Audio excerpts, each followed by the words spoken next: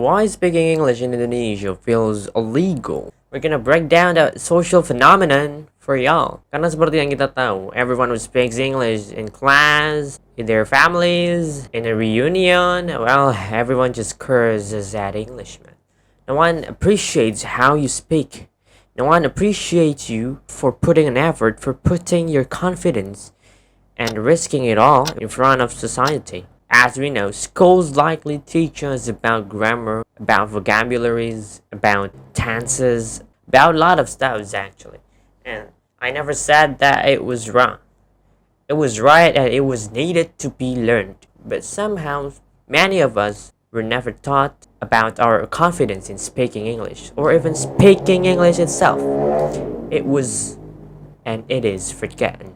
You know, passive English is not the worst, and passive English is also a skill. Itu sebuah keterampilan yang layak untuk dipunyai dan harus diapresiasi juga karena having a passive English. But in another case, we also need to master active English. And to accomplish that, we cannot just master English in the matter of seconds, in the matter of days, in the matter of weeks. We need months or even years, man. Learning a language is so flexible that it's up to the capability of the person. Not all of our friends are supportive. Not all of our friends are willingly to support our efforts in speaking English. Nobody needs to be perfect at first. Well, the one whose image is a perfect was not a perfect itself before. So you're not perfect yet. Jadi kadang tuh teman tuh bukannya nemenin, malah ngolok-ngolokin. I don't know, bro. Like, mungkin mereka niatnya, they intended to test our mental, to test our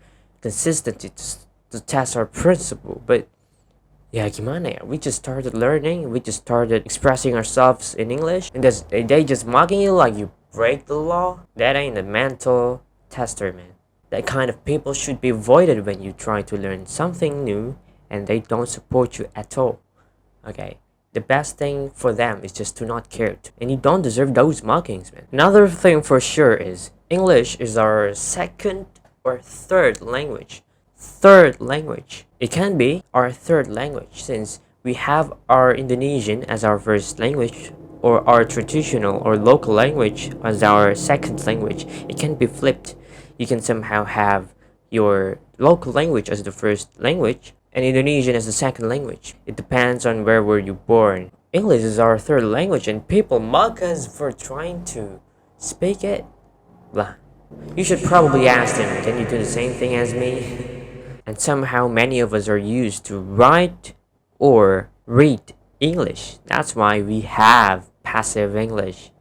When you got problems in your school, when you got your exam in school, English exam to be precise, you somehow feel like you understand it.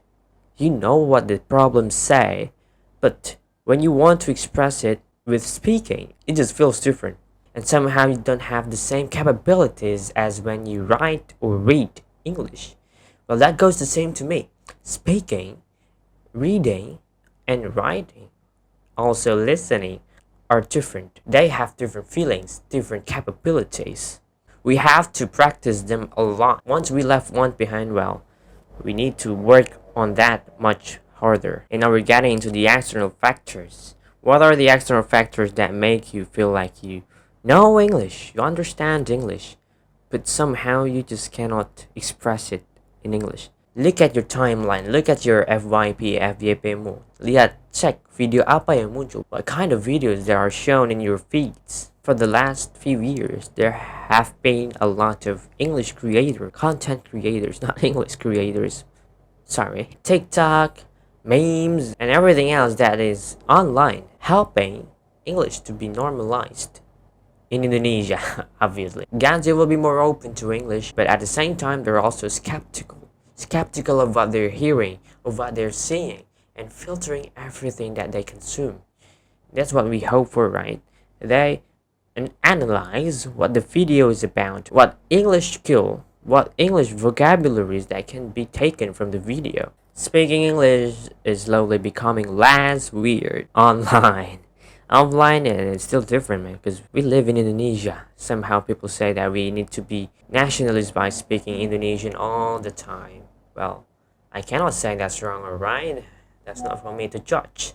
The real thing for sure is if you try to speak English, you're not arrogant. It means you're practicing. Speak broken English, bro.